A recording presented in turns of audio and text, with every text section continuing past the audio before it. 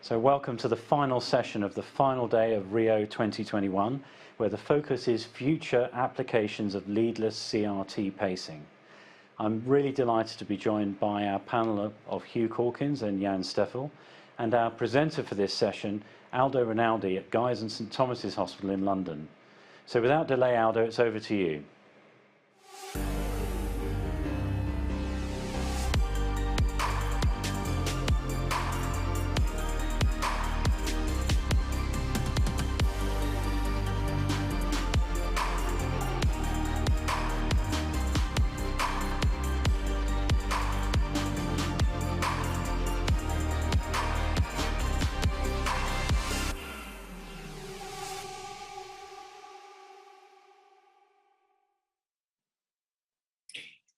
Well, thank you very much, Richard, for that kind introduction, and it's a real honor to be asked to talk and to give the last talk of the meeting. I'm going to talk about the future applications of leadless cardiac resynchronization therapy. These are my disclosures relevant to the current talk. Now, before we talk about leadless options for CRT, I'd just like to go back about over the reasons why we'd want to actually resynchronize the ventricle from an endocardial basis. And we know from a lot of studies from multiple institutions that actually pacing within the endocardium rather than the epicardium has potential advantages, both in terms of increasing the number of available sites, but also by engaging the His-Purkinje system, you may get a better physiological activation of the left ventricle, which will hopefully lead to better acute hemodynamics and better long-term outcomes.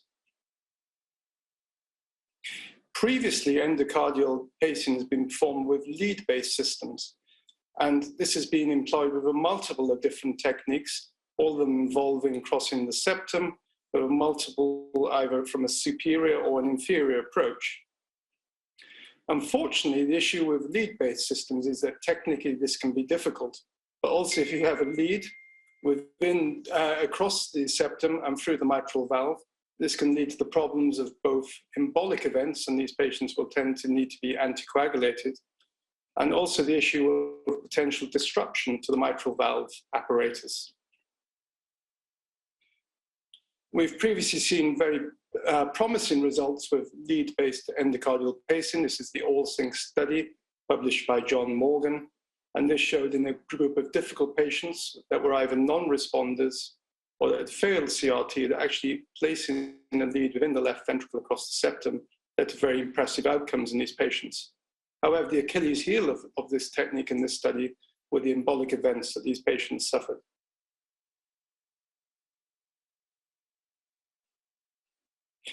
As a result of this, we've therefore looked at potential options for actually leadless CRT within the left ventricle. At present, the only system which is able to do this is the widest CRT system, which is shown here. The system has three components. There is a transmitter electrode, which is placed within the left ventricle itself. This is approximately the size of a grain of rice.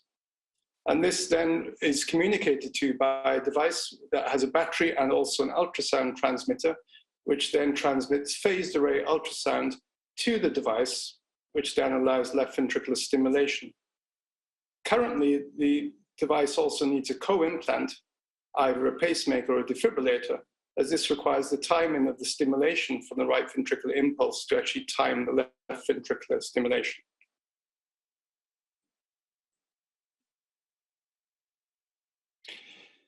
The results of such techniques have been promising. This was the results of the SELECT-LV study by Vivek Reddy et al., published in JACC several years ago now.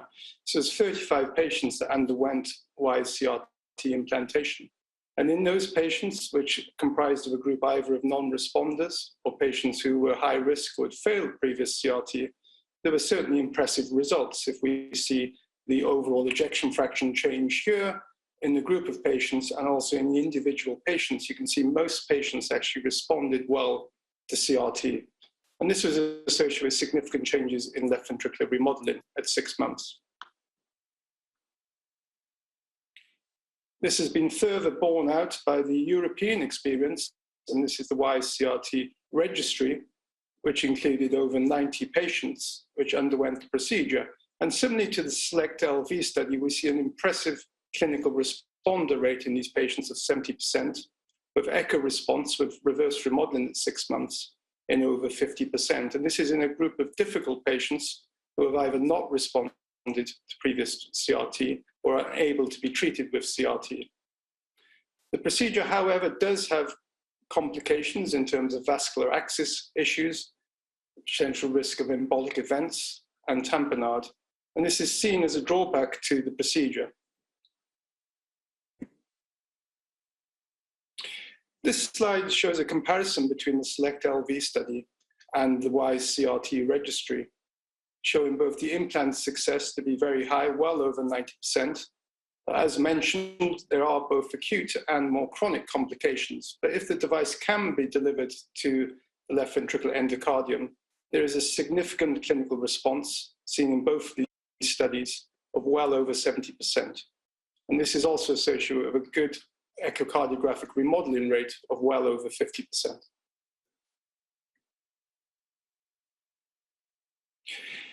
I've been asked to talk about what are the potential future applications. One of the drawbacks of this system, as we've already spoken about, is the potential risk of vascular access issues. The device has been designed initially to be placed via the femoral artery using 12 French arterial axis with a retrograde aortic approach, and as such is associated with vascular complications, as you would get with any procedure such as a TAVI with large bore arterial axis. And this has led to the emergence of a transeptal implantation technique, whereas the femoral vein is accessed, and then a transeptal approach is performed, and the device then is placed across the mitral valve, as we can see in this image. In this case, as you can see on a contemporaneous TOE, the device is placed just below the mitral valve apparatus into the papillary muscle. This procedure is associated with much lower risk of vascular access complications. This was the first case that we described 3 or 4 years ago now, and this is now a very common way to actually undertake the procedure. And this is something that's very much of use to electrophysiologists. In terms of the future applications, I think this is really going to be driven by the data from the SOLVE study. So the SOLVE study is an FDA-approved study. This was originally a randomized two-arm study with blinding to the patients. All patients were implanted with the WISE CRT system, but only 50% of the patients would then actually have the device activated. And the endpoint was both safety and echocardiographic remodeling at 6 months. Unfortunately, due to the COVID pandemic, there were significant problems in terms of recruitment of patients. And as such, there was an amendment to the study, which was approved by the FDA. And the current SOLVE CRT study now is being changed to a single-arm study, which will recruit over 190 patients. And the primary endpoint of the study will be both a safety endpoint and also an echocardiographic remodeling endpoint at 6 months. The results of the SOLVE CRT study are anxiously awaited, and I think this will really guide us in terms of the use of this therapy in the future.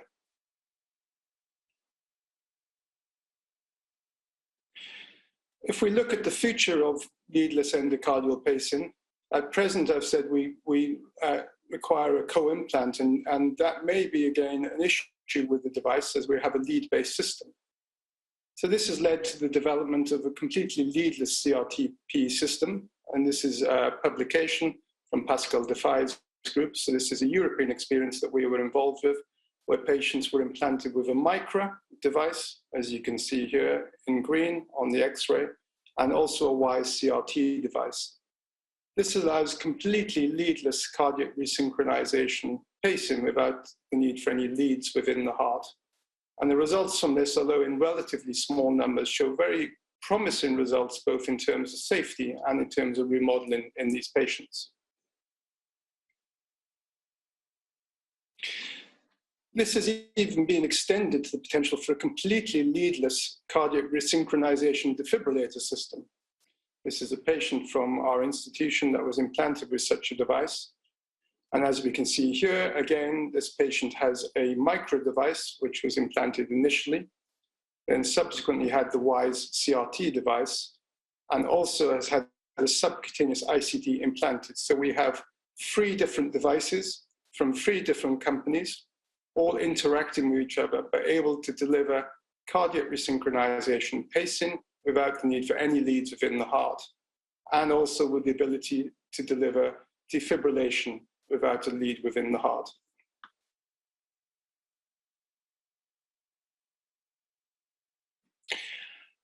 In terms of the future of this sort of technology, I think really we are looking towards what I think is going to be a real sea change in how we deliver cardiac resynchronization therapy, and in terms of conduction system pacing.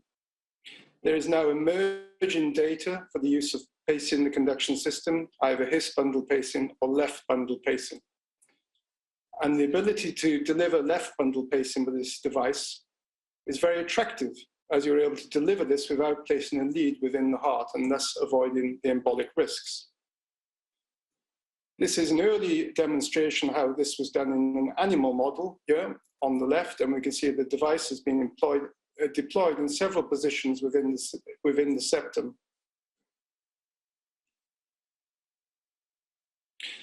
And these are examples of cases that have been undertaken in our institution and others. So this is a patient undergoing a WISE CRT implantation. And in this case, we've performed mapping with a decapolar catheter across the aortic valve and to straddle the conduction system. And then we have performed mapping, and we can see here an ECG below. Although the patient is paced, we can see a fascicular potential here, which probably represents a retrograde left bundle potential. And if we pace at this site, we can then deliver conduction system pacing, capturing the left bundle, and then we should be able to target that area with a leadless pacing system. In this patient, you can see the baseline ECG above. This patient is paced with a left bundle type morphology.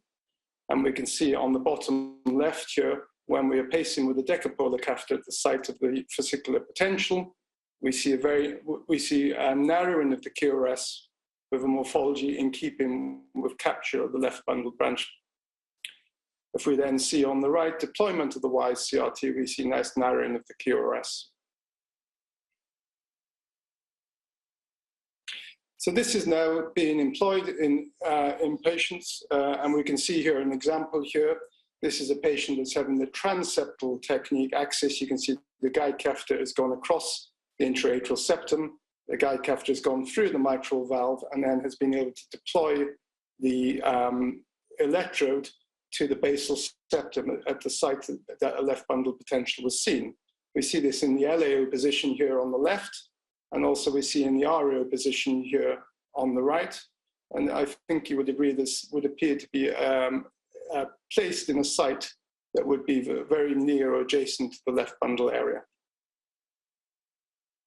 This is the radiograph for this patient, and you can see again the electrode placed within the septum in both the PA and the lateral vein. And these are the ECGs from the baseline ECG and then the biventricular paced WISE CRT in the septal position. So I think in terms of the future directions in leadless endocardial pacing, I think conduction system pacing is going to be key for us in the future. We do need to improve the technology, and the ability to perform endocardial pacing without a leaded co-implant is very attractive. The expanding use of endocardial pacing to target the conduction system, I think, is also going to be very attractive. And we're currently undertaking a multi-center study, Access CRT, where we're assessing this both in non-responders to CRT, but also in those patients that would comprise the block HF population and patients with a micro device. Thank you very much for your attention.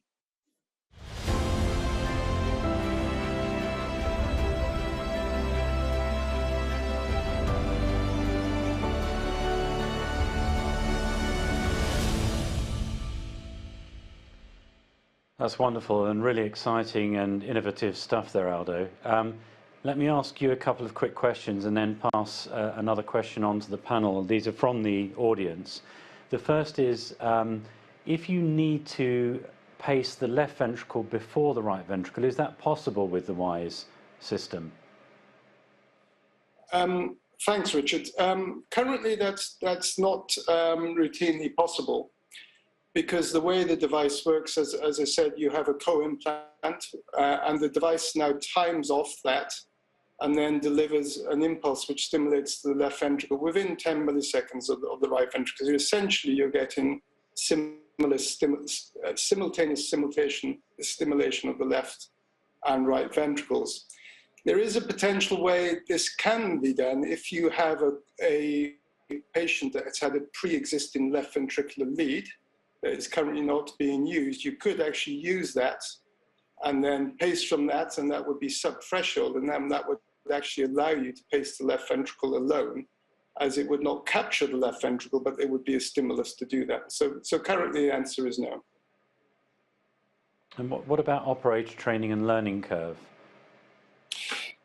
Yeah, I think that's a good point. I think we showed you the data from the WISE CRT registry showing that there is a significant potential risk of complications. But I think there is a learning curve associated with this, as you would expect. But I think with the use of the transeptal axis, which I think most electrophysiologists are very happy with in terms of AF ablation, that has significantly reduced the risk of complications, especially vascular access complications. So let me ask you now, one of the audience has asked, is this a niche indication for select patients, or will it ever be a primary long-term option in your view? Well, I thought the wonderful presentation, Aldo, and very, very exciting technology. And I think this could have a huge impact. I think when we look at the future, we look at leadless devices, keeping devices out of the heart. So I think it will start out in a small subset of patients, but I can see this really taking off, and whether it's 5 years from now or 10 years from now, fewer and fewer endocardial devices. If you think about all the endocardial lead problems we have with infection and broken leads and lead extraction, it's an enormous, thrombosed veins, it's an enormous issue. So I think this could have a big impact, but I think we're in the early stages where it will be in very select patients as they do these trials that were all very small. I think if you look at the numbers of every one of these trials, it was not 500 or whatever, it was 100, 200 patients, something like that. So this is the beginning, but I think this is incredibly exciting. And Jan, let me ask you, are the patients that you might select for this type of technology the ones that have no other option, or are there other patients that you might include in this technology?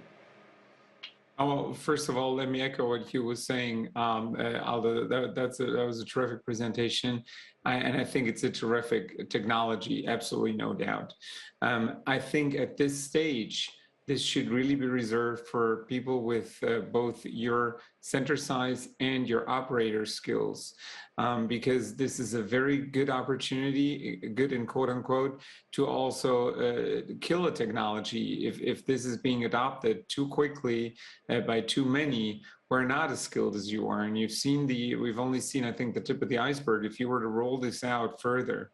And I think this is precisely along the lines of what Hugh was saying. I think this is the beginning. We need to back this with trials. And I'm saying this not to overemphasize this over and over again and to belabor this too much, but I think this is precisely what we're seeing right now, for example, with conduction system pacing. This has been around for over 20 years. It's being rolled out now as if it was the best next thing since bread came sliced, and we do not have the necessary outcome data. And I think I really feel that for a technology as excellent and potentially excellent as the one that you were just showing, also on a larger scale, we need to wait to roll this out until we have these data available. Until then, it's a backup solution. And to be very honest with you, I would send my patient to you probably, rather than doing this myself, or have you come to Zurich in case this is possible at one stage again. Well, Jan, I'd be delighted to come to Zurich at any time. especially during the skiing season. Okay, well, let's keep it professional, please, chaps. So I was asked about infection risk. Is there anything you are concerned about with infection on this, Aldo?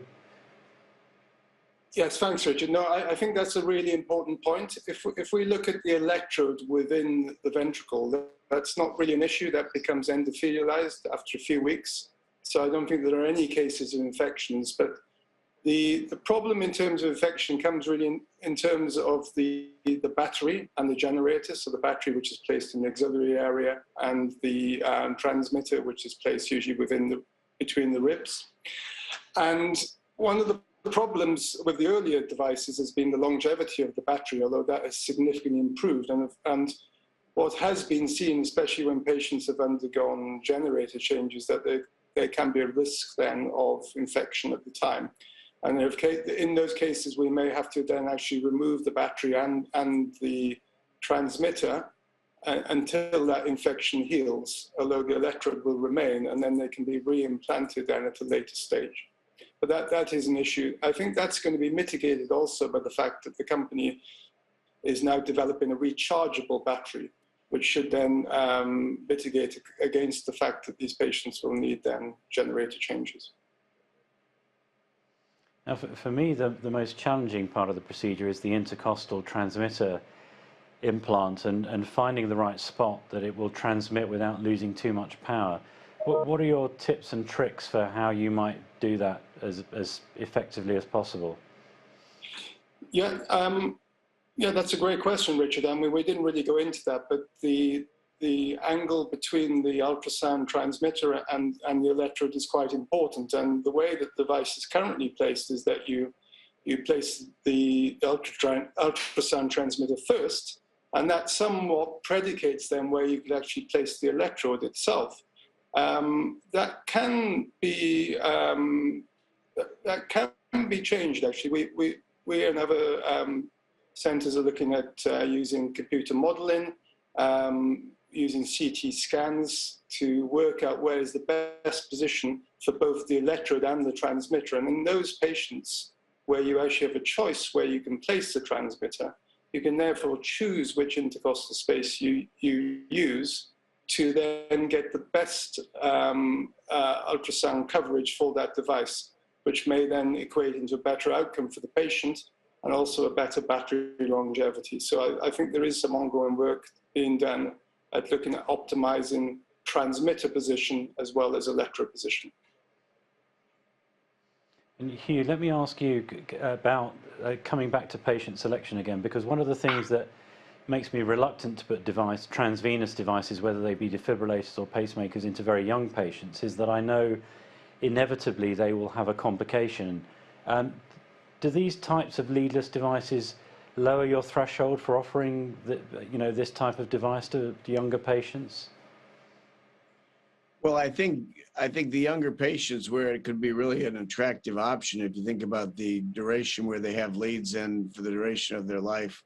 So I think you'd certainly want to think about younger patients. But again, we're in the very early stages of this. I mean, all those comments about the battery life and the positioning, and if you get an infection, what do you do? And you have to remove the device.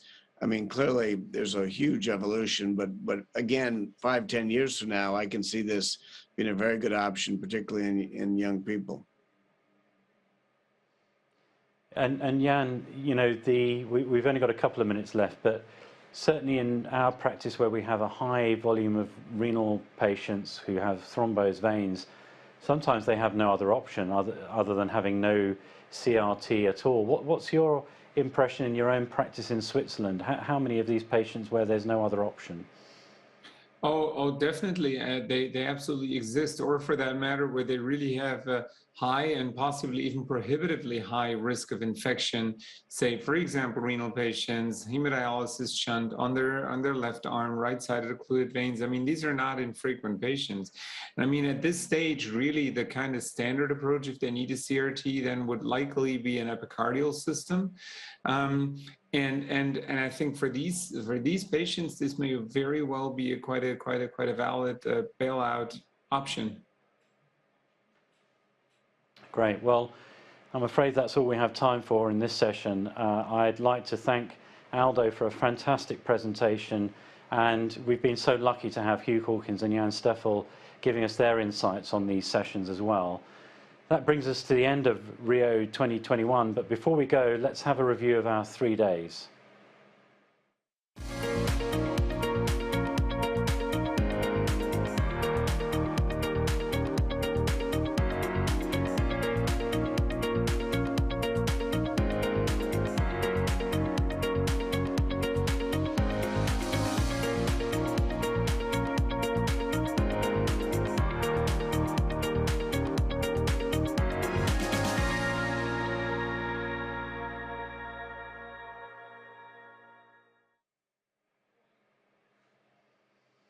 And so we reached the end of Rhythm Intervention Online 2021. I have to say it's been a fantastic 3 days, if a bit tiring. And for me, there have been quite a few personal highlights. But overall, I've been really impressed with how far electrophysiology has come since I started practicing. We've seen a number of different technologies deliver therapy that's been definitive to patients over very, very short live cases. We've seen a very complex VT ablation by Roderick Tung delivered in under an hour with very, very brilliant electrograms, brilliant outcomes. We've seen both fulguration and radiofrequency and cryoablation all giving patients with paroxysmal and persistent AF amazing outcomes and a very promising future. We've had 9 cases, 8 of them live from Liverpool, Neukölln, Frankfurt, Phoenix, and Arkansas and London. And I'd like to thank our skilled case operators, Julian Chun, Boris Schmidt, Stefano Boardington, Devi Nair, Roderick Tung, Diraj Gupta, Ross Hunter, and Lucas Boersma. This is live electrophysiology at its very best and most educational. Most importantly, it's been available to everyone free around the world.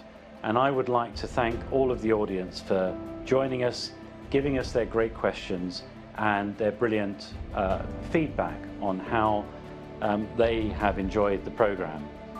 We set out with the aim to provide you, the healthcare professionals, with a stimulating virtual sessions to educate, challenge and best support optimal outcomes in patient care. We want to democratize best-in-class learning, and that means the highest quality CME learning with a free-to-access model, accessible to everyone, no matter where or at what stage in your careers. We hope we've achieved this goal. Rio will return, so watch out for details on radcliffecardiology.com about Rio 2022. We'll canvass your feedback and set ourselves ambitious goals to raise the bar further. This event was brought to you by Radcliffe Cardiology with a free access model made possible by our valued partners. So thanks to our headline partner, Boston Scientific, our supporting partners, Abbott, Biosense Webster and ERB Systems, and our educational partner, AtriCure. Our many thanks go out to our wonderful course co-directors who have led discussions, chaired many sessions, and worked really hard both to set up the program and contribute by way of excellent live cases. Thanks to Devi Nair, Julian Chun, and Jason Andrade, our sincere gratitude. Finally, and lastly, our biggest thanks goes to you, our audience. You've joined in great numbers this year, around 3,500 of you in total. Remember, you can watch the sessions again on demand on this platform and also on www.radcliffe.com, where in addition to Rio 2021 content, you'll find thousands of free to access discussions, presentations, cases and reviews supporting you on a lifelong journey of professional education. In the meantime, take care wherever you are, and we hope to see you again soon.